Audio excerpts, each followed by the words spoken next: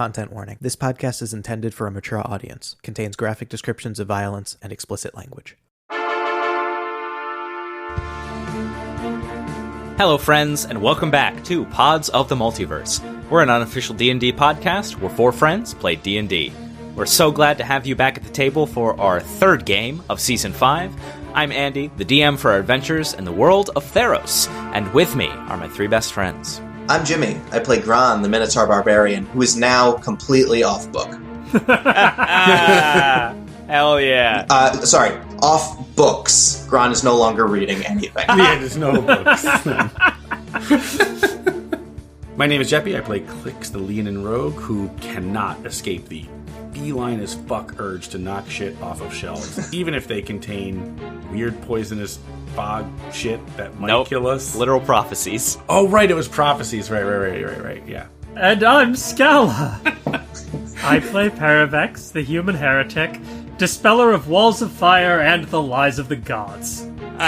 Well, without further ado, let's get into the episode. Let's have a quick recap. Last time, our heroes traveled through the haze of Iritis towards the mysterious temple at its center, while finding clues to the polis's ill fate along the way. Once inside, they navigated the temple's many traps and faced off against Atris, Oracle of Half-Truths. After a combat filled with deceit, trickery, and other blue-black nonsense, the party vanquished Atris and his simulacrum, and now watch as the illusory magic of this place begins to quickly fade as the temple around them buckles at the seams. And you've all leveled up. So, everybody roll me perception. Dirty 20. 13. 12. With those rolls, you can all more or less tell this temple is disappearing more so than it is actually collapsing. You see its magic becoming undone. It is slowly crumbling, turning to dust, leaving behind the ruined structures that may have once come before this enormous facade. Now, Gron, you notice among the remains of Atris before you, his staff, but you also notice that the direction in which you came, there is something of a tunnel that has been unearthed as all of this is collapsing and disappearing around you. But you can also see ahead of you, up the stairs, which were blocked, the cypress grove does not appear to be disappearing in any way. What would you all like to do? There. Up there. It might be safer. Klyx will scan Atris's body quick, clock it, but out of an instinct for survival, we'll run towards the cypress. All right, I'm going to grab Atris's staff and start running towards these stairs. Okay. Do the rest of you follow? Yes. Yeah. Since you are fleeing quickly, you manage to leave this space without having to make any sort of checks or a dex save. And you flee upward and watch behind you as the rest of this temple fades into dust and vanishes. And from this vantage point, you are on something of a natural overlook, looking down on the rest of Iritis. And you can see that the remains of whatever this illusion was cast upon seems to be some sort of large gathering place or meeting hall that now remains in ruins. You can still see a very narrow, winding staircase that leads down, but ahead of you, now directly in front of you, is this small, very tightly knit grove of trees. Everybody go ahead and give me another perception check. 6. 8. Nat 20 for a 20. Fitting that Paravex may be the first to spot this, but with low howling perking your ear, you look towards the center of this grove, and you see a large cave-like opening that descends into complete darkness. There, a cave. Perhaps this is what I have been seeking. You need not accompany me. Where does it go? I cannot tell from here, but in these necropoli, there are passages to the world beneath. The world beneath. Gron, as you killed Atris, he had said something about this world. Yeah, something like that. I didn't really understand it. Well, what if you meant the underworld? Huh. Would that be an accurate thing for Klyx to say, having read Tome of Understanding? Go ahead and roll history or insight. It's a 19 total. Nice. Yes. Colloquially, the underworld can be referred to as another world, another realm. These are interchangeable terms between Theros, the surface, and the underworld. So, perhaps Klyx just looks down, gesturing. This is where we go next. Perhaps. I don't see where else we could go right now. Looking to you, Paravex. You know healing magic, yes? Yes, are you injured? It would be appreciated, especially if we're gonna jump into whatever the hell this is next. Perhaps we may rest in this grove for the evening before making a perilous descent. But, in case something comes upon us in the night, here. And I will lay hands upon you for 10 hit points. Thank you much. I'd like to do something that's probably inconsequential, and that is roll insight on Paravex's coughing. Oh. Which could just be old age, but I'd like to roll insight on it. Sure. Or medicine. Or arcana. No, just roll insight. It's a 14. Okay. So, on that roll, you can't tell if it is a pre-existing condition. Insurance companies will gouge you for that. Or it is something that has come with whatever odd gifts they wield. Cool. Okay. Are they also not covered in ash? They are covered in ash. That's what I mean. That seems like an interesting story as well, but cool. Maybe not for right.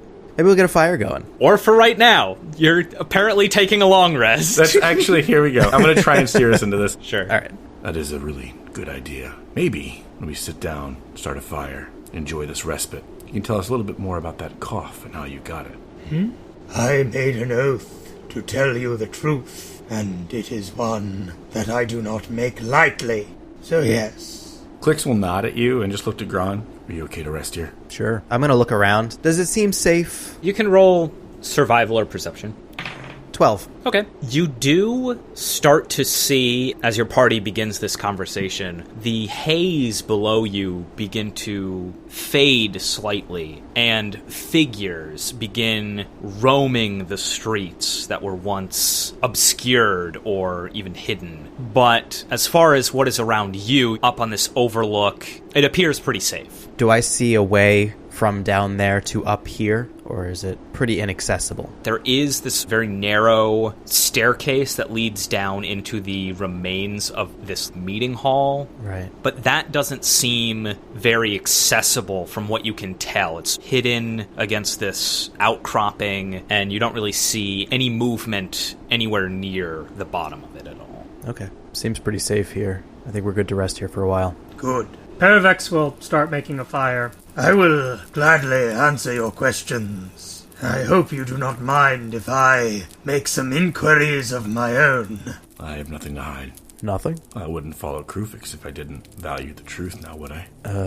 Perhaps you believe that to be true, but Krufix is a great liar, perhaps greater even than Phoenix. For Krufix knows the whole truth, and yet binds it beyond the edge of the horizon, deciding for himself what mortals may know, and what will remain unknown. Well, mortals, you can't know everything the gods know. Otherwise, what's the point? There has to be some stuff we can know. But that should be for us to decide, not the stars. Gron's a little taken aback by that, but generally confused by this subject, so takes a step back. Well, I suppose I'll start. A gesture of good faith. I think I may know more about deception than you, new friend. I'm a former follower of Phoenix. But, looking at you, flaws and all, something tells me you have things in your past you're not proud of either. I have done things out of necessity that in a better world, under better circumstances, I would not have done. Taken lives, harmed people. When Paravex says out of necessity, you would see Klyx with maybe a bundle of sticks and wood, just the slightest smirk beneath their hood. As this conversation unfolds, you would see Pumice circle near the fire and make a bed for themselves. Your companion looks very comfortable. I'm sure I'll be joining in that soon, but taking lives, who hasn't, doesn't really answer my question. Where to begin? The cough, my unorthodox appearance, my voice, my powers, to some extent, and my companion are all gifts from an ancient being that I mean to free from the underworld. I do not undertake this journey lightly. I expect death, but it is something I must do to honor the legacy of my teacher and mentor, the great heretic Eurymedes. Now, DM, would I be able to roll history or religion or anything on that? Because a roll on Google search did not provide me with any details. A roll for their patron or Eurymedes? Eurymedes. Yes, this would be specifically history. I just rolled a 5. Total of 5. You have never heard of this person. Could start with an E or a U. Do you have a plan? I mean, I only know of one way to leave the underworld, and is that what you're thinking? I told you, I expect death, though the power of my patron may be able to transgress the power of Erebos. Doesn't seem likely. Perhaps not likely, but it is possible. Long ago, the gods did not govern Tharos unchallenged. There were other powers that exerted their will, and Tefranos was one such. It may be difficult for you to understand heroes of Akros, once blessed with the guidance of an oracle, but there are places in this world that have known untold suffering from the ire of the heavens. And Paravex draws their crescent blade and lays it down to flicker in the glow of the firelight. In one such place I found this blade. Do either of you read the celestial tongue? I look at Klyx. Klyx also shakes his head. Paravex indicates some runes flickering with yellow and orange light in the glow of the fire. They read, "You are forsaken and reviled. Call upon me. For those left with nothing, a god of nothing. For those lost to despair, a god of despair. For the heirs to ashes, a god of ashes. I am Tefranos. I sing an anthem of vengeance to shake the heavens and blot out the stars. Join me and be revenged upon this capricious night sky." Wow, what happened then? When first I spoke this prayer, I heard a voice. It has beckoned me this far, and I feel I have but a little farther to go. I pick up my blade and sheathe it again. The voice. Tell us more about this voice. I know little of it, but its disdain for the stars rivals my own. But what happened to Tithranos? I do not know, but I know she battled the gods and lost, and is bound beneath the earth. They all teamed up against her? I cannot say for certain. So, what are you gonna do? Gonna go into the underworld, and then what? I will find her, I will release her, and we shall make war upon the heavens. I mean, I've done some pretty crazy shit before, but this is a whole other level of crazy shit. Yeah, we've done the rescue part specifically, but the war with heavens part is really not our usual style. As I said, you do not need to follow me, but perhaps another time we may discuss why tacitly you accept the will of Nyx. Why do you assume I accept it? Perhaps you do not, but your companion is a devoted follower of Klyx, and when we met you said yourself you had not entirely renounced the gods. And when we battled that oracle, he spoke of a companion of yours, an oracle themselves. That's all true, but, you know, Klyx has only been a follower of Klyx for like a week, and just because I find myself under the yoke of the gods now. Gron measures his words and realizes he probably shouldn't say what's going through his head right now, and stops himself. Well, you understand, I'm sure. I fought those same feelings under Phoenix. Another time, the philosophy of Eurymedes took me many years to understand, but when I understood it myself, I could not countenance any longer the great illusion we are all forced to live under. And so I have undertaken this extreme task. But now, tell me of yourselves, heroes of Akros. How did you come to be known as such? Well, the oracle that you've scoffed at, they led us directly into that situation, and we did save countless lives. So, for all of your demonishment of anyone that looks to the stars, remember, we can still do great things. In our case. And then I'll tell Paravex the broad strokes of our adventure with, learning of the blood of Croxa and the Pixis and how the oracle we just killed stood in our way before we fought Marukios, and how now we are searching for this nightmare muse who, best we can tell, may also be in the underworld. But that's just what we're up to. I mean, us looking at the stars, wasting our time. What a marvelous tale. You seem noble in intention. I hope, despite our theological and philosophical differences, you will accept me in your company. Perhaps we can help each other. No, I don't think it takes being an iconoclast or a devotee to know that that is just a logical approach. Awesome. Good shit. Klyx will nod at you, Paravex, give you a look of reassurance, Gron, and then go off to sit down and open up the Tome of Understanding. I'll take the first watch. Great. So, as the three of you settle into this long rest, Klyx, go ahead and give me a survival or perception check. We're going to do survival every time we can, because it has a mod, therefore it is better. But that is a total of 18. Great. Things seem still around your modest camp. What's going through your mind as you read this tome and keep your watch? Hearing Paravex's frankly doomed mission, Klyx himself, while guided by a purpose from a friend that he trusted dearly and from his god, is also a little bit nervous about what the fucking plan is if we have to go into the underworld. So I'm just looking for anything I could find on passage with Erebos, how we may make it back, what that's going to be like, because Klyx is not planning on failing. That much is very certain. Awesome. As you read through this tome, thinking about these questions, pondering what the answers may be, go ahead and roll me religion with advantage.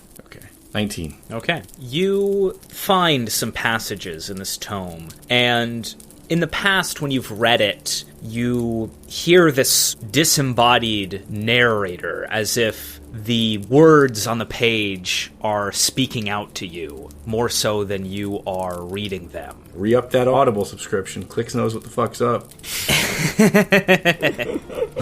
But this time is different. Instead, you are shown something of a vision as you skim these pages. Your mind flashes to the first time you and Gron and Andromedy and Caliphix crashed into the underworld and landed somewhere in Agonis. You are shown your own hand putting coins into a modest chalice, a modest offering to the God of Passage. From there, your vision flashes to you looking at yourself beneath the juniper tree at the Citadel, talking to Crufix, and you hear his parting words. They do not understand in the same way that we have come to understand, and that quest for knowledge will carry us beyond the horizon.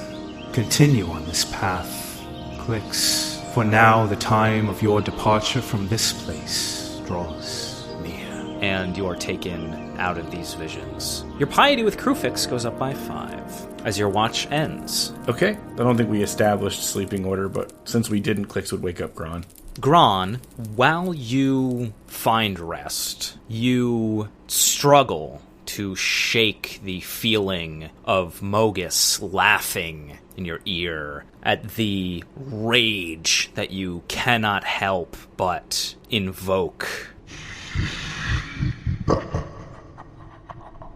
But because you landed that powerful killing blow on your own, in this dreamlike state you find yourself in during this rest, you hear the laughter muffle and fade, and you actually lose piety with Mogus. Okay. And your piety 10 gift fades from your mind. Uh-oh. Sucks to play your character well. I liked that. In the distance, you can hear the trembling of earth. Give me a perception or religion check. Is this in a dream? Yeah, this is still in this dream, and this can be with advantage. Okay. That's an 8. Okay. It sounds like a distant thundering herd or the clash of weaponry and battle. But as soon as you try and focus on this, you're awoken by Klyx. You okay, friend? It will be. Thank you. Do you want me to stay awake with you a bit longer? Oh, go make your biscuits or whatever. You see Klyx rub his hands together, prepping for biscuit time as he walks over to his little spot by the fire. Nice. And does indeed make some biscuits before. We all know what happens. Nice. All right. Gron, you begin your watch. Go ahead and roll perception or survival. All right. That's a nat 20 plus 5. Hell yeah. Nice. Yup. Perfect. Exactly. Oh, man, I want to give you something good for this other than nothing happens. I'm going to scan the sky for signs of Mogus. With that nat 20, you begin looking out over Iritis and up towards the sky, and you can glean a few things based on your knowledge of the stars and the geography of Theros as you have become more and more accustomed to regions beyond Phoberos. You can tell you're not too far from Melitus, maybe about a half day or a little more. And so you find it odd that the ruin of this place, Iritis, could go so unchecked by the large forces of the nearby polis. You cast about for the various gods and nicks above, and through even just the bit of haze that still lingers here, in the far distance, you can see the figure of Erois staring back at you. Mogus seemingly absent from this scene. I'm going to take that as a sign. Gron is going to contemplate here, and for the first time, he's going to consider, possibly, what it might mean not to have Mogus in his life. So as you contemplate these things, your watch passes, and you can see in the distance a faint, slow sunrise as we go to Paravex for the last watch. You're part of the crew now. Got to take a watch. Yes, of course. Rest well, Gron. Thank you. And welcome. I think it'll be good having you around. Thank you. Such a guy. Such a good, just such a good guy. Gron makes fast friends, you know? Gron just wants to Fucking grill, love damn it. Gron. Damn. Yeah, it's just grilling time. Paravex will wake Pumice up as well, and together they will patrol the outskirts of this camp. With a large cat yawn, she stirs, grumbling. Must we? I was so enjoying my rest. As was I. But we must all do our part. Come, Pumice. That's going to be a 19. Okay. You survey this space, and you can make out fairly well the figures stirring in the ruins below. These are definitely returned, and you find it odd that during your trek through Iritis, you didn't really run into that many souls at all, save for the Eidolon and the other sentient magical influences. But now that this temple, whatever that was, has disappeared, perhaps now that Atris has been slain, something has allowed them to return to this place, or at the very least be perceived in this area. though none of them seem as aggressive as the hoplites that greeted this party at the gates. They all seem to be wandering aimlessly about the various ruins and other structures. Could I roll Arcana, perhaps, to have some more insight on that? Sure. It's only a 12. Okay. You can't really tell much, but being a fairly well-read scholar, you recall that of the known necropolises of Theros, there is Odnos, ruled by Erebos, Asphodel, ruled by Phoenix, and of what little you know about Iritis in your travels and in your days back at Melitus, that this place was conquered by the Nightmare Muse. And as such, you think perhaps the returned here cast about in some nightmarish, dreamlike state. Okay. Anything else that happens on my watch? Otherwise, your watch is clear. And while pondering these things, you see sunrise through the haze and greeting it, almost as if matching the daylight with the blackest of shadow. This cave at the edge of your camp yawns as if beckoning you inside. You all achieve a long rest. As soon as he wakes up, Gron would grill some breakfast. Nice. Very nice. You'd all be very disappointed to see no biscuits from Klyx. You know, if I'm being honest, I wasn't expecting these campfire scenes in this season, but that was fucking great, so... I think at least the first one is necessary. Gotta flavor these fuckers up a little bit.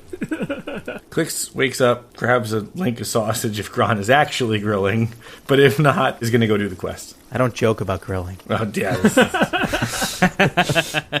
Oh, you seem like you know a thing or two about magic. Why don't you hold on to these? And I'll give Paravex the staff and the urn. I'll roll Arcana to see if I can discern anything about them. That's a 21 Arcana. Nice. The urn, you are pretty easily able to tell that this is containing a spell. Just by the look of it, it looks pretty similar to that cloud kill that you encountered traveling through Iritis. So you can assume it's something similar, if not the same thing. The staff that Gron got off Atris, you are unable to identify specifically its properties, but you can tell that it is definitely a spellcasting focus for a mage, and seems to be pretty powerful. Okay. I will hang on to both. Thank you for entrusting these to me.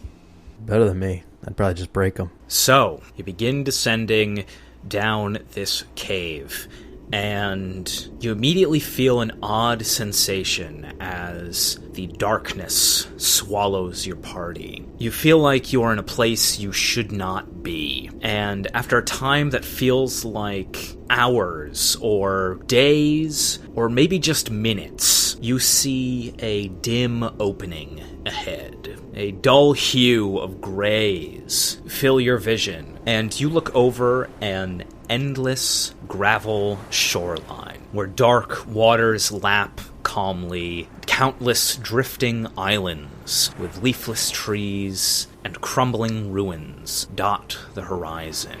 You can see many figures casting about this shoreline, while others wander aimlessly, crying out in distant panic. In the distance, wading through the dark, still waters, a god outstretches his hands to collect payment from souls to be ushered beyond the shore's edge. Silent as the grave, as you come upon the scene, you see Athreos, god of passage, cloaked in a long veil and ragged robes, covered by a collection of golden masks, fashioned like chains. What do you all do?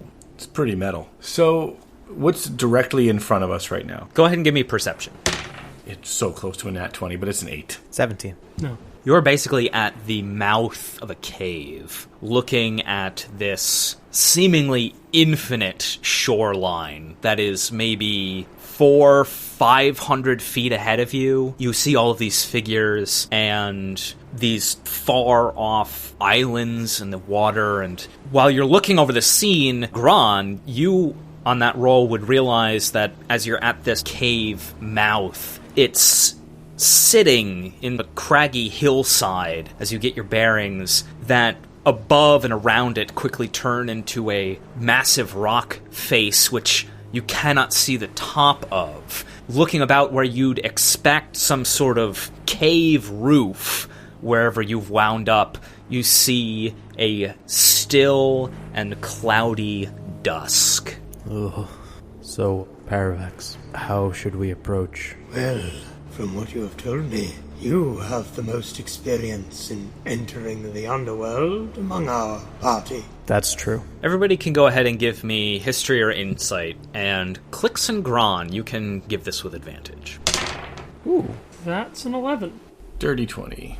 It's a nat 20. Hell yeah. Ooh. Nice. I have +2 to insight. Cool. As the three of you ponder your next move, Klyx, you remember the vision that you had during your rest of making payment to Athreos. And Gron, on your nat 20, you remember that time as well, and albeit a bit differently, you think that going into the underworld will probably be fairly benign from the view of Athreos or any other entities who may otherwise be threats. And so with that, you think, while there may be many dangers here at these shores, the God of Passage will likely not be one if you observe similar custom to the first time you traveled here. Got it.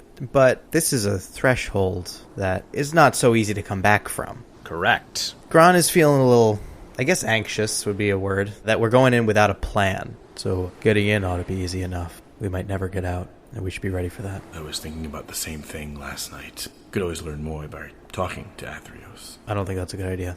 We should just pay our dues and enter. Don't draw undue attention to ourselves. Klyx doesn't say anything, but does look into his cloak where he stole the 2 returned masks, wondering if those might be of help in some way, but doesn't say anything. Okay. Would Gron have noticed that, you think? Well, was Klyx being secretive about that? So he looked down and thought about it and brushed it away for now. That's not to say he won't think of it again. Okay. It's germinating that seed.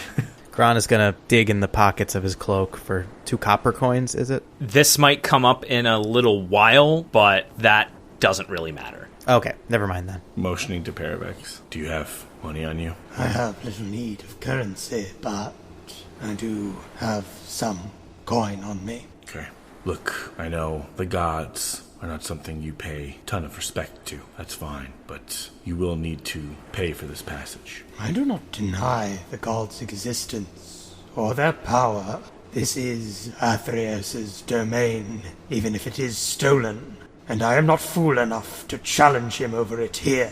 Okay. Let's approach. Okay. The three of you leave this tunnel and approach the shoreline, and you see these figures, people, some motionless, some pacing about the shore, their feet trudging through the gravel and water, others running but finding themselves unable to move very far away from their present location. Everybody go ahead and give me perception checks. 13. 3. 3 as well. Okay, nice. As you approach the shore, you see Athreos venturing across the water, but Gron, you spot a few other figures racing towards your party from the sky with black, leathery wings. What appear to be, to you, a perhaps distant memory, but easily recognizable as demons, not dissimilar to the Eater of Hope you once encountered. On your guard. Prepare to fight. And let's roll initiative. 15. 19. 6 Ooh. on a natural 1. As Gron shouts out, noticing these demons, they do not get a surprise round. As they quickly approach from the sky, the three of you see these gaunt creatures, their gray, leathery wings, adorned with gleaming golden jewelry. Gron is up first. How high up are they? Go ahead and give me a perception check. 9. They are quickly approaching you, but they still seem to be around 100 feet away. How many are there in the sky? You see 2. All right. Well, I don't have any other stuff to do, so I guess I'll hold my action and hit them if they come close. Okay. I also want to position myself towards the front of us. Great. Assuming that Paravex is going to probably step back and Klyx is going to try to hide, I want to make myself very visible. All right. Gron moves to the front of the party as we go to Paravex. About 100 feet within 120, would you say? Yes. Well, sure, let's fire off a chill touch. I'm doubting that a 13 hits. A 13 will miss. Yeah, I figured. In that case, I will use half my movement to get mounted. I probably wasn't going through this cave. And indeed, back off 25 or so feet, and as a bonus action, I will cast Shield of Faith on myself. Great. That is Paravex's turn. You can see these 2 fell creatures quickly approaching. One of them is going to swoop near your party. They remain flying about 30 feet above you, and with outstretched arms, they shout out, "So much gold! We smell it on you!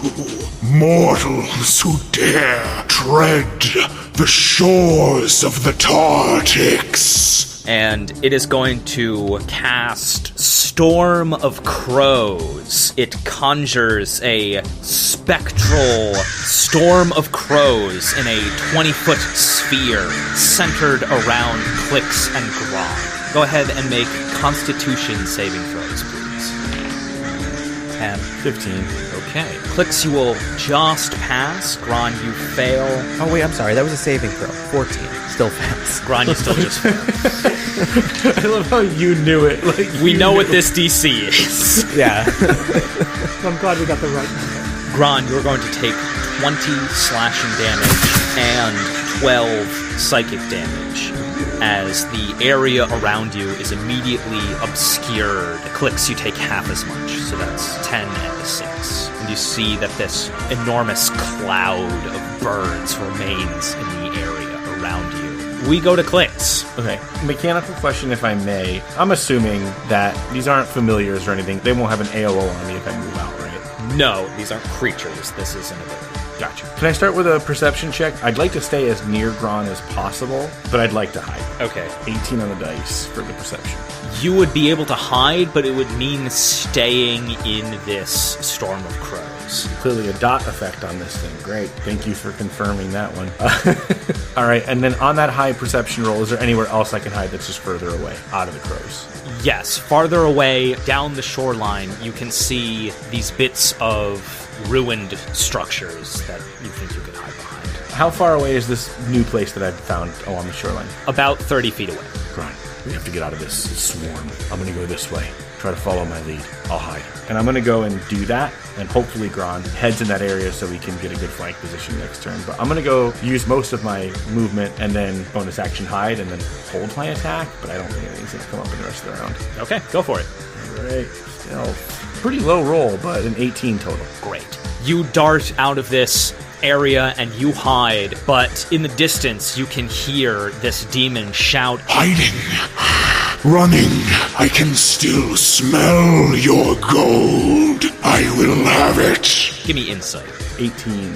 Okay. You can sense pretty clearly that you may be hidden from this demon's sight, but because of the gold on you, it can still sense more or less where you are.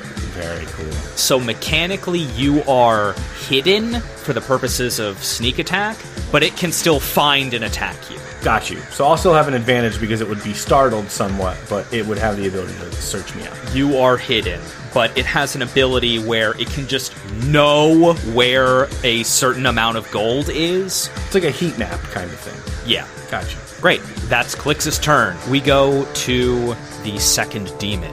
Gron and Paravex. Approximately how much gold are either of you carrying? 300. None. No. 233. Great. I'm carrying 24, so I would like to say that if there is a heat map, I'm like a dim orange yellow. Sure. And those two are beat fucking red. Yeah. So, Paravex. This demon is going to fly towards you. It stays hovering, and it is going to cast Suggestion. Give it to me. Give me your gold. So that's going to be a Wisdom save. Okay. Nat 20. That fails. That will pass, and you're not affected. It leers back, and that is its turn. We go to the top of the initiative. Before Gron's turn, something happens on initiative 20, and that is you all see apparate out of the dark gravel as if conjured by Nyx, a towering skeletal figure clad in ancient armor and begins lumbering towards this scene. So, Wish was the Chekhov's gun last time we were in Theros. This seems to be this one's Chekhov's gun. I don't want to be around when that thing gets nearby. Everyone go ahead and give me an insight check as this happens. 16. 5. 7. Paravex, you see this being appear, and it seems to be heading directly towards these demons. Great sword drawn. It's not a Chekhov's gun, it's a kaiju fight. As we go to Gron. All right. I'm still among the crows here. Yes. Okay. I can't attack them, right? No. All right. I'm going to follow Klyx's lead then. And I'm going to go in the direction that Klyx went. Friendship. Try to exit this crow area. And then neither of them are close enough to the ground to land any attacks on, right? They're both about 30 feet up, yeah. Right. So I could throw a javelin, but I kind of want to see what happens here with this giant skeleton. So, going to be another hold my action. Okay. Paravex, that is you. The one that tried to suggest I give it my gold, could it make me a dexterity save, please? That is a 7. Okay. As I cast Sacred Flame on it, these igneous globules emerge on its body and erupt, dealing 10 points of radiant damage.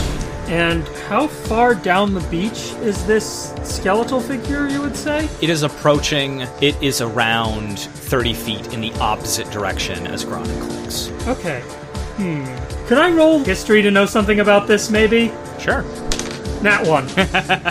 I'm gonna move to go be near Gron and Klyx. Great. Don't know if it's friend or foe. Oh no. And now, this large skeletal figure acts. You can see it lumbers towards one of these demons, as in muted, raspy tones, it utters, Away, demons, and defiers of passage. and it's going to attack. Honestly, Andy does these vocal effects. It's like 90% just him. Yeah. Hits.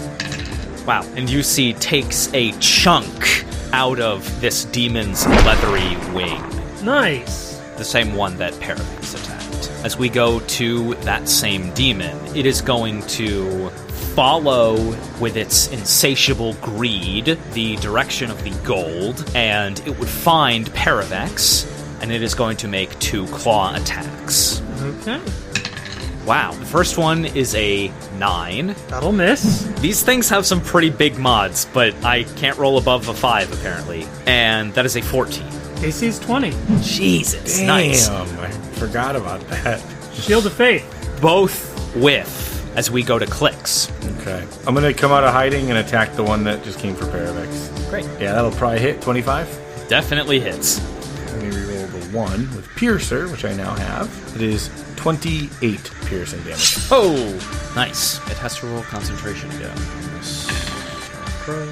I just had to reread this ability because I thought you could move it, but you can't. But that doesn't matter because you see the Storm of Crows vanish. Yeah. Hell yeah. Alright. That's my turn. I don't want to get an AOO, so I'm not going to go hide again. I'm just going to stay out. That's what Uncanny Dodge is for. You didn't hide or anything. You can use your second attack. Jesus, thank you. Yep, thank you. Dirty 20 to hit. Still hits. That is an additional 8 piercing damage. Nice. You strike into this demon, and you can see this dark ichor beginning to pour from its wounds, looking injured. The second of these demons acts now, engaged with this skeletal warrior. It is going to continue to attack it. Jesus, it is not these demons' days. That was a 3 and a 6 on the dice. Yeah. Unable to strike past this sentinel's armor, it begins flying back above. The warrior will take an AOO, but misses as you see this demon regroup near its ally above your party. On initiative 20, something else appears. The three of you see a two-headed Cerberus emerge out of the sand. Jesus. Okay. Wow. What the fuck? Yes, everybody re-roll those insight checks. 19. That's a 10. On Insight 15, have I gotten the sense that Andy just wants to play D&D with himself and fight a bunch of monsters? No. I'm totally fucking with you. I know, but that is what this looks like. That is not what's actually... Okay, fine. It is a little bit what's actually happening. But I'm here for it. It's so fun. Gron and Klyx, you see this, and here on this shoreline, this indeed very important boundary between two worlds. You can see something of the underworld's natural defenses, whether they be under the surface of Athreos or the river itself or the underworld itself, move into action against any that would defy this boundary. And it is going to roll into initiative as we go to Gron. Okay. So they're directly above us now? Yes, they're both flying. One is in melee with Paravex, the other is 30 feet above you. One is reachable. Yes. Okay. How far is Paravex from me? I came right by you, within 5 feet. Oh, so it's pretty much within melee range of me. Yes. We're all in this big soup of sword fighting. Got it now. Alright, I'm going to get myself into a flank on the one that attacked Paravex. I'm going to enter my rage as a bonus action. Nice. As Gron enters his rage, red sparks fly off his body and his eyes glow a dull red. Sick. It's going to make a dex save. Gets a 18. That passes. There's the roll above a 10. Jesus. It's going to take 2 lightning damage. Okay. And I'm going to attack it recklessly. Nice. 19 to hit. That will hit. Swinging into it. Ooh, 12 in the d12 for 18 slashing. Nice. That's good. And an additional 1 necrotic. Okay, can't divide that by 2, so that's still 1. Coming back around, I'm going to do it again. 21 to hit. Definitely hits. Yeah. And that's an 11 on the d12 for Yes. 17 slashing Holy damage. shit. Wow, what a turn. Holy shit. Bam, bam. Wow. Gron, this demon is, well, in more ways than one, on death's door as you just Very nice. brutally swing into it. Excellent. Anything else from Gron? I think that's Gron's turn. That's enough, right? Yeah. He's done his part. Okay, that is Paravex. Alright, so I'm gonna flank with Gron. Yes. Okay, I draw my sword and swing. Does a 17 hit. 17 just hits. Okay, so this is gonna be 14 magical slashing damage. Paravex, please paint us a picture. Oh, okay. I feel like Gron really did more of the work here. So, Gron just lays into this demon, making large gashes in its unholy form, and it turns around and hisses at Gron, and seeing an opportunity, Paravex just stands up on Hummus, reaches the curved blade around behind this demon's throat, and just cuts it. Amazing. Wow. Yes, it's awesome. How fucked up do we sound when we're just like, slits his throat? Awesome. Awesome. That's excellent. It's great. That is the tone of this game. I love Theros so much. Yes.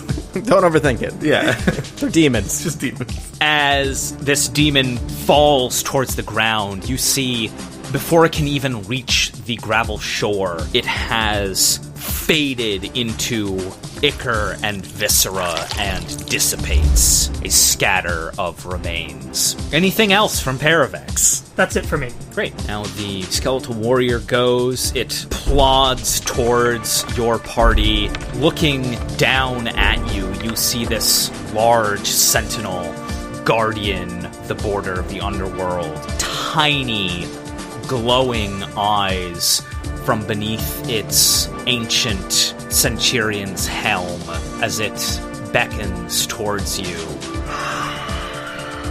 Passage. payment or suffer the same. As it points up towards the demon, holding its action. As we go to Klyx. All right. And if we just walk away, is the Underworld Defense Security Protocol going to do its thing? Give me insight. Okay. 13. Yeah, I know. That's a tough one. Maybe? Answer unclear, try again. Yeah, that's it. Okay. In that case, we'll just fucking do this combat. Because I was thinking it'd be fun to just sheath our weapons and walk away from this situation, but it's probably worth just killing this stupid fucking demon. Gonna hold my action. There really isn't too much I can do, and I think we're all still close enough where I could just flank when it gets around to me. So, yeah, no point in hiding. Okay. The two-headed Cerberus charges towards this scene. It's kind of cute, actually. And having an intelligence of 3, unlike the skeleton, is just charging towards the biggest threat, which we will say is Gron, and is going to make a couple of attacks. Oh, wait.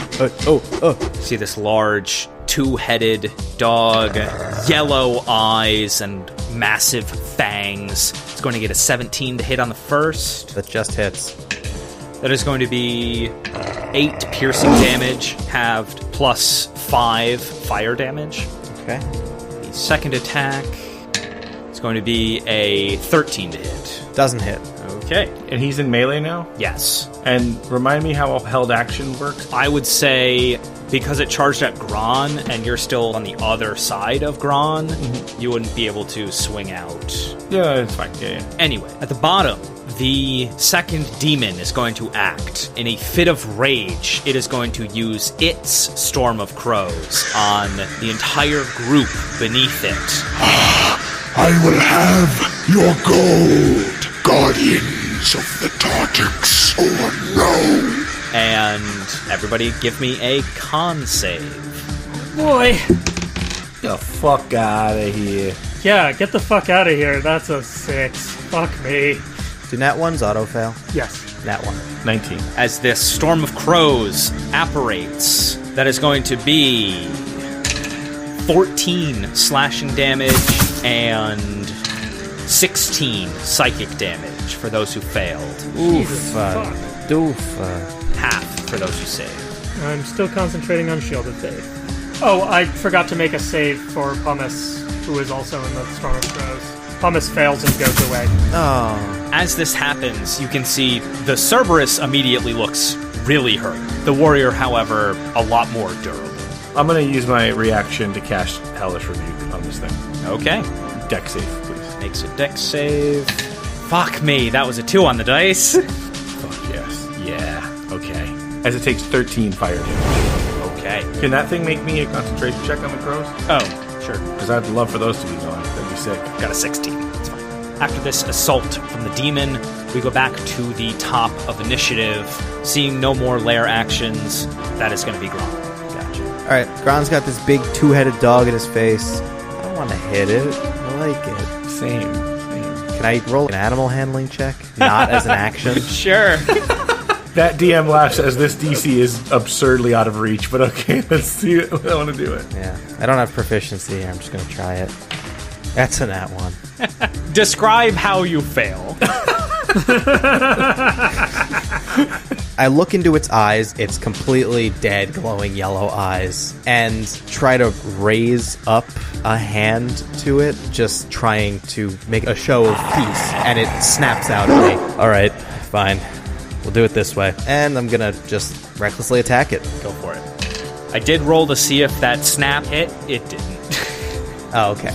absolutely unimpressive attack rolls from these monsters. There was a timid moment between Gron and the two-headed Cerberus, honestly. Both of them were feeling each other out. Didn't go well. Yeah. No. So I, with a heavy heart, slash into this thing. 21 to hit. That'll hit. For 11 slashing damage, 6 necrotic. It's completely immune to necrotic damage, though that doesn't matter. As Gron, if you want to paint a sad little picture here, you slay this two-headed Cerberus. All right. It failed against the Storm of Crows. It didn't stand a chance. Yeah. Oh, that was a lot of damage, right? Yeah. 30. Yeah. How big is this thing? It is a medium monstrosity. Oh, okay, so it's not taller than me. No. Okay, great. So, yeah, trying at first to make friends with this thing. It makes it very clear it's not trying to be friends today. I'm gonna wind up my axe and just cleave it right between the heads and cut it cleanly in half into two half dogs, each with a full head. Only one way to do it. That's the way to do it.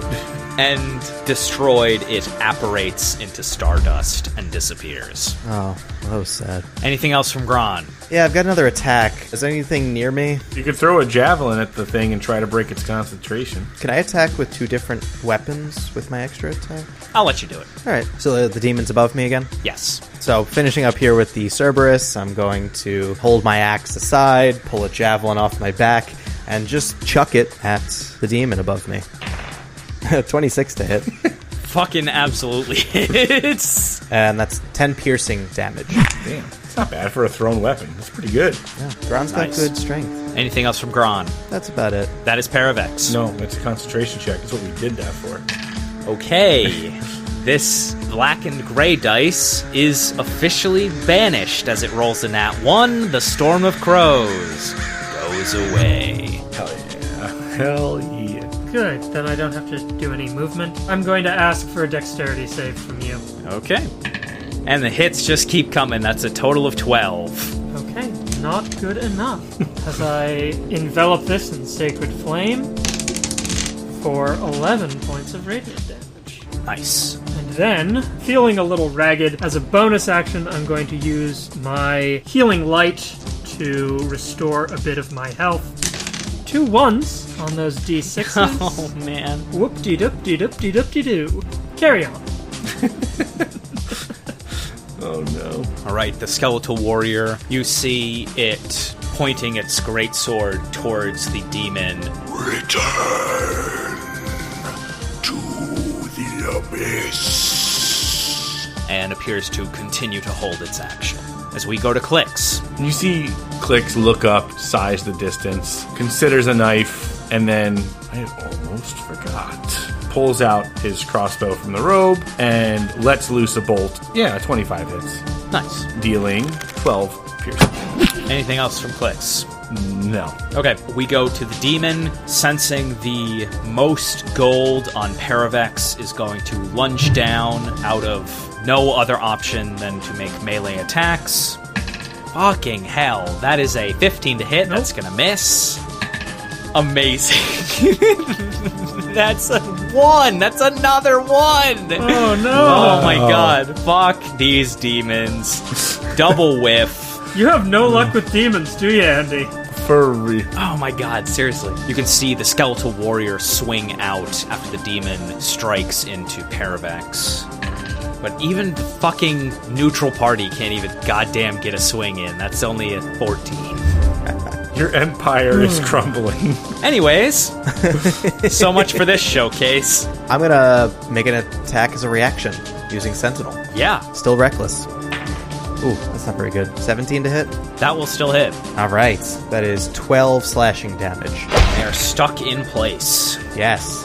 Amazing. Have at it. You have at it. I think it's your turn. Oh, I think you're right.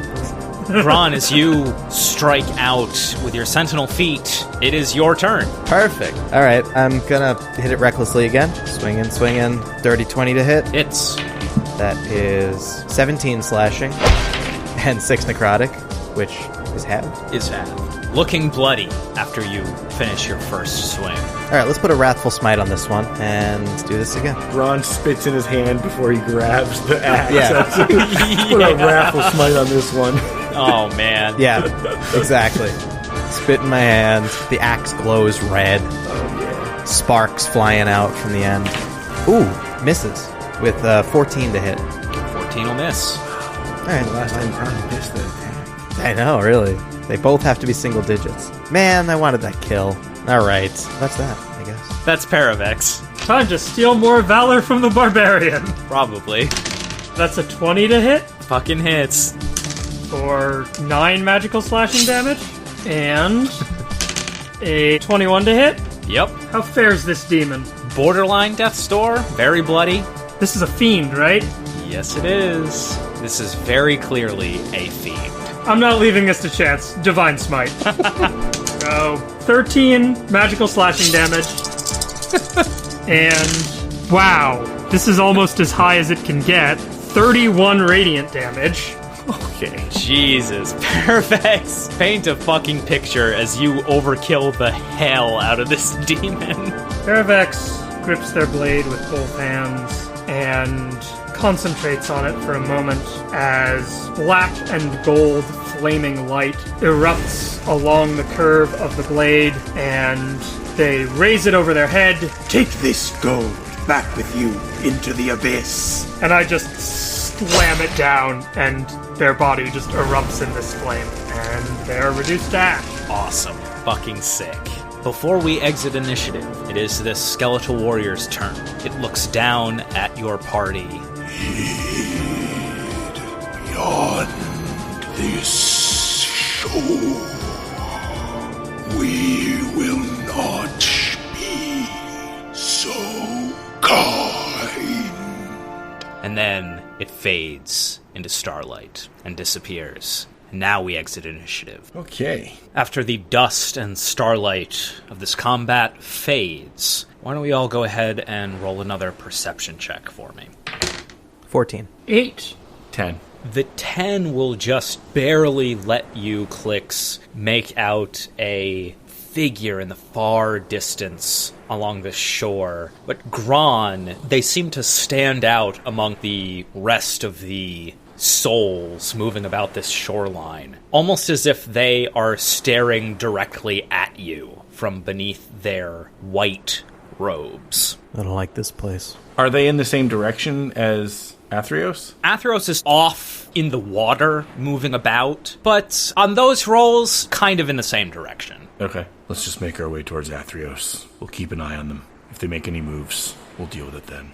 All right, let's go. So we'll head in that direction. Gron will lead. Okay. You head towards this figure, and you begin to see more details about their form. They are tall, wearing white and gray robes with black accents that long ago may have been very fine, albeit simple, now seem as tattered and unraveled as the god in the background. As you approach, you're still a ways away. You hear their voice. He will let you cross, but you will not be able to return as easily. What do you do? Klyx would look to Gron as easily, but it's not impossible. I heard that too. They were speaking that, not shouting that to us, correct? Yes. How far are we from them now? Even though they were still maybe 50 or 60 feet away, it felt like they were speaking to you as if you were right next to them. Interesting, that's cool. Klyx would instinctively speak at the volume needed to talk to someone that far, holding up a coin and moving it from side to side so that it may glint from a distance. We seek to secure passage, as anybody else traveling. And yet, you are living mortals. The underworld is a harsh place, as you have already seen, and the price of escape is steep. Something he will not tolerate. As he gestures towards Athreos, you see a skeletal hand, and the god of passage begins looming in your direction. As he approaches, you see a tremendous staff carried in both starlit hands. It begins to morph into a giant oar of sorts. As spun around, he conjures a gargantuan skiff out of starlight as it approaches the shoreline, bending down and moors nearby. Athreos' art is like maybe my favorite. It is so fucking cool. Anyway. You behold this enormous, foreboding figure of Athreos before you. Everybody give me a quick perception check. 22. 5. 18. Okay. Gron, you're the only one who catches this, but the robed figure has vanished from sight nearby. On that roll, you can see an instant where the figure has almost faded themselves into the gravel and disappeared. I mean, I'm assuming that was hard to notice for a reason. I don't know what to make of that. Maybe I'll point out where the figure was to Klyx and Paravex. They're gone. Strange. Now that that's been called out to me, I wouldn't mind an insight, because player Geppi doesn't really know what to make of that. Klyx, go ahead and roll insight if you want. Not today in particular, no. Okay. Gron rolled a 21. Gron, as you have caught them in this disappearing act, whoever this figure may have once been, this skeletal figure now, is not robed in a dissimilar fashion as many a oracle you have met along your journeys. This is an oracle of Athreos, perhaps? Perhaps, on that very high insight, you may figure as much.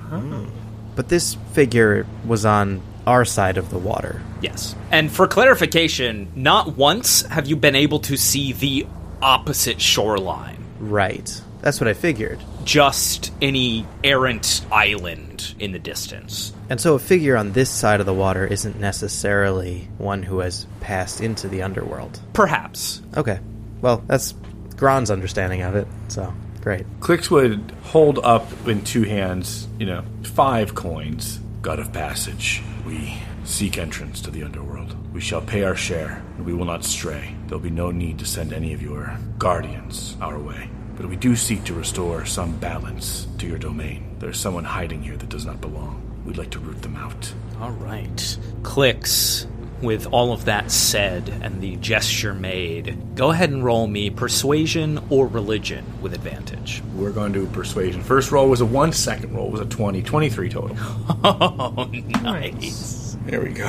You see as you beckon out to this god, silently they look down towards you from beneath their veil. They extend their spectral hand, and before it can even reach yours, the coins disappear in starlight out of your hand and are collected by the God of Passage. He takes his arm back, putting it beneath his collection of golden masks for a moment before picking up his oar and gesturing to come aboard the skiff as you see something of a large plank apparate before you. I know Gron knows this, so I'd look back to Paravex. You'll have to offer your own coin, but the way forward is here. And I'll walk up that plank into the skiff. Okay. Yeah, Gron will follow Klyx's lead and take out, I guess, 5 coins? Not sure how Klyx arrived at that number, but... Oh, me neither. Literally random. Yeah, I was like, last time we used a number that wasn't 1, but it had to be something, and I was like, fuck it, 5. I thought it was 2, like, for the eyes. Oh, yeah, you might be right about that, yeah. Yeah. Okay. All right. Well, I'll use 5. That is the colloquial understanding, even on Theros. Yep, I've seen Boondock Saints. It is a world of tropes, so... Well, Gron not wanting to seem rude, even though he knows that it really should only be 2, he's going to take out 5 like Klyx did. And wordlessly offer them up. Okay. Paravex, last up the gangplank, will take out 2 sets of 2 coins, 2 of them common Meletian coins, but the other 2 coins used in funeral rites by priests of Athreos, and will extend 1 set in one hand and 1 in the other. Holding up the funeral rite coins will say, A follower of yours and I had a violent disagreement. She left these, and I did not know what to do with them. Perhaps you can find her and bring her across. These are for myself. Fucking sick. Oh, man. Oh, man. If I can't find her, Athreos will do it for me. Oh, I want you to roll something for that, because that's so sick. Can I roll intimidation? Wow. On a Monday, you asked to intimidate a god. What is your weekend like, Paravex? You can roll intimidation. Sure. It is going to be with a disadvantage. Fine. Okay, well, we're gonna throw away this nat 20, but I'll accept a 21. Okay. As he extends his arm towards you, Paravex, unlike with Klyx and Gron, the coins do not simply disappear in starlight. There is a hesitation in his gesture, a pause, as if this very passive-aggressive threat has been noted. The simple coins fade slowly after a moment, but the Athrian coins begin burning like acid in your hand. I need you to make a Constitution saving throw. Okay.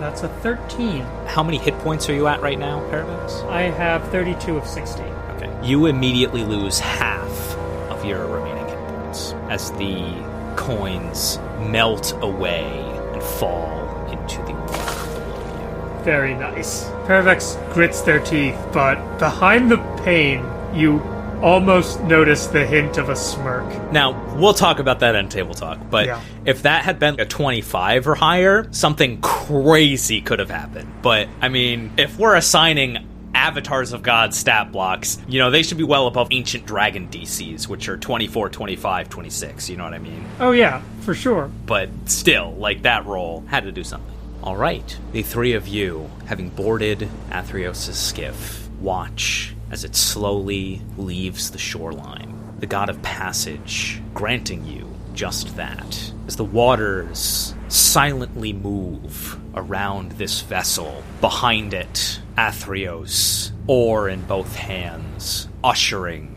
you through the Tartix River. Seemingly out of nowhere, Paravex, before seeing them at your side, you hear a new but familiar voice. Rather bold.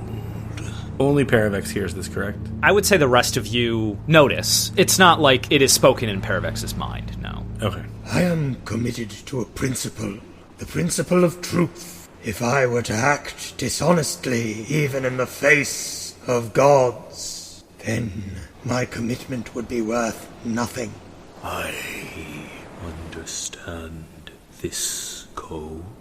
You are not the first Eurymedian to be ushered across the river that rings the world. Eurymedes himself went peacefully.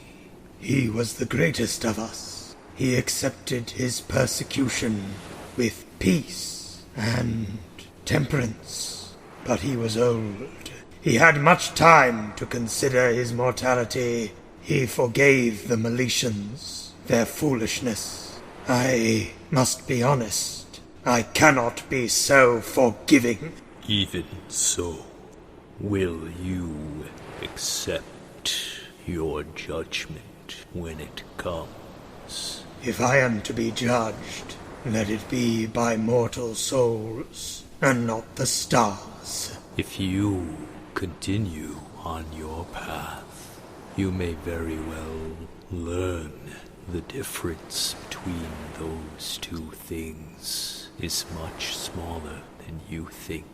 Or perhaps you become a woe strider like the rest of those who died trying to defy their fate.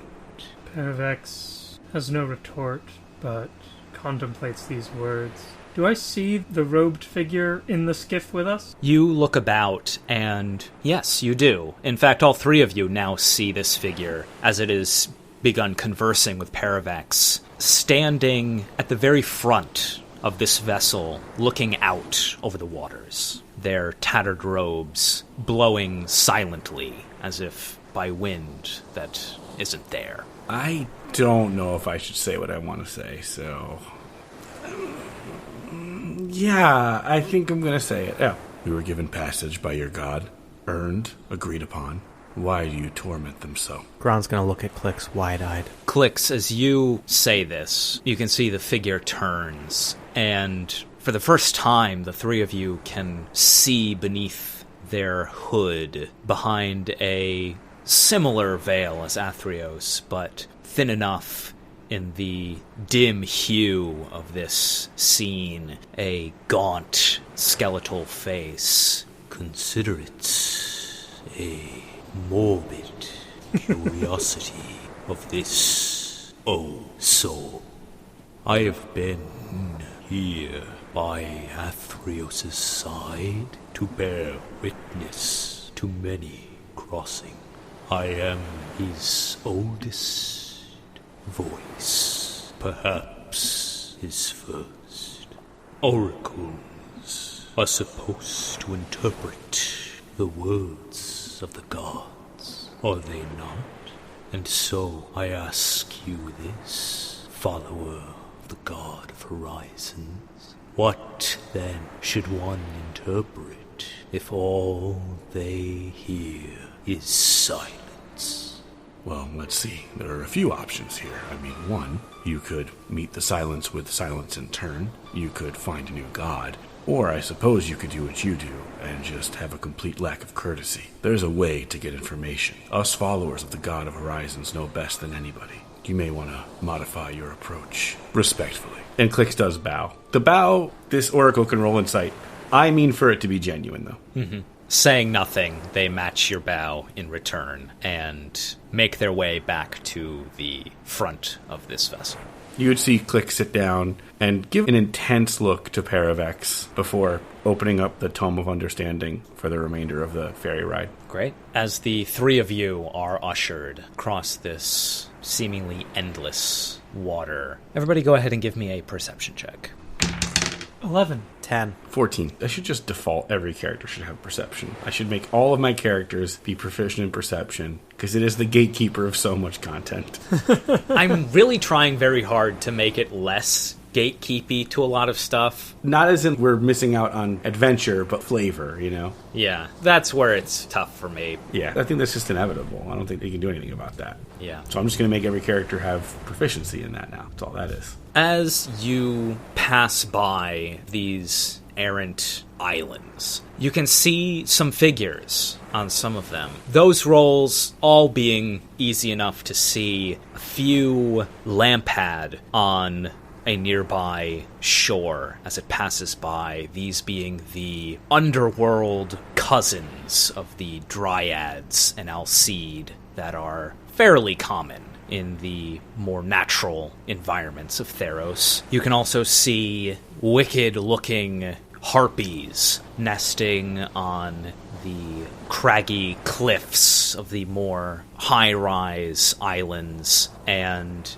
in the distance, the three of you begin to see the opposite shore come into view. As the shore comes into view, you can hear this unnamed oracle once more. Behold, the first layer of the underworld. We approach Philius. And as the shore draws closer, you can all see large crowds of humanoid figures plodding along this very mundane scene among the plain, artless architecture, gray stone, and hodgepodge construction, seemingly without want or reason. The home of those souls who plodded through their existence, leaving no mark upon the world through deed or death. In their afterlife, they are met by no one and are left to wander away and slip into the sand they shuffle through. As Athreos continues guiding this vessel, Klyx, you look at this scene. You're maybe 100 yards or so away from this shoreline. You can't help but feel like among one of these massive crowds, you see Lyukar shuffling about. Okay. What? All right. Klyx, wide-eyed, stands up immediately from his seated position, closes the book, puts it in his robe, turns back to Gron, and pointing out Lyukar, I think we're in the underworld. Gron sees Lyukar, and his entire body goes stone still, and only one word pulses in his head, and that is Hargot. Fuck. Hell yeah. Oh, fuck. Hell Didn't even yeah. think of that. Fuck. As that name echoes in your mind, Gron. The three of you can see the heading of this ominous boat ride begins changing slightly. Athreos steering closer and closer to the shore's edge. The throngs of souls leaving your view behind you, as ahead of you, you see a different scene. It would appear Athreos intends to bring you elsewhere. While he may not speak, I have learned over a very long time to interpret his actions as cyclical as they are. Souls like yours, no, they are not bound to the mundane of Phileas.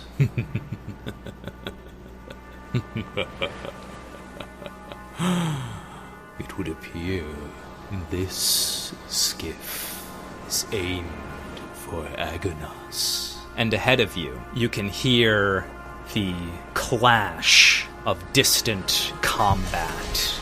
Sounds of metal against metal, and cries and screams of fury carved from the remains of titanic ruins. An arid and desolate red-orange landscape.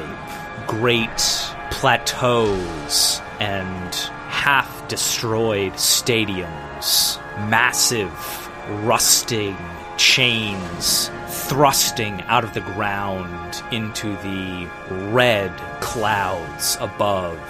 Rocky towers and errant fortifications. Gron and Klyx, while the exact landscape is unrecognizable, the feeling and the sweltering heat of Agonas is all too familiar. The skiff approaches the rocky shoreline. Athreos forming his oar into his staff once again. The plank apparating. All the while, the white-robed figure watching outward. Klyx will stand up and doesn't look back to the party, but just continue to look ahead at Agonas. It looks like the fighting is not completely behind us. And I'll walk off the skiff through the plank. I'll clock eye contact at the Oracle, but that's it. Yeah, I'll follow right behind Klyx. And I'll follow behind Gron. As the three of you step off this vessel, you hear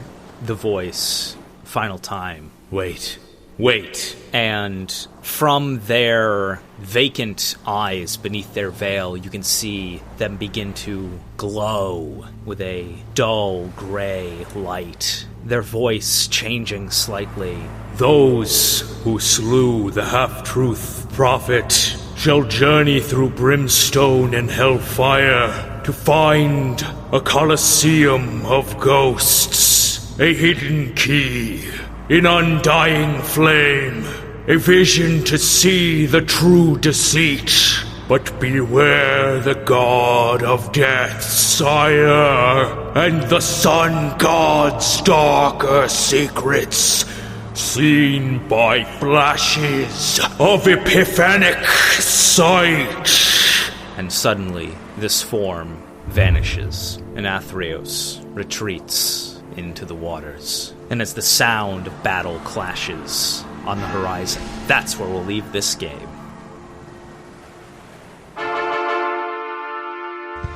DM, can we have our old Oracle back? They were much nicer than the new one that we have now. Who are you referring to?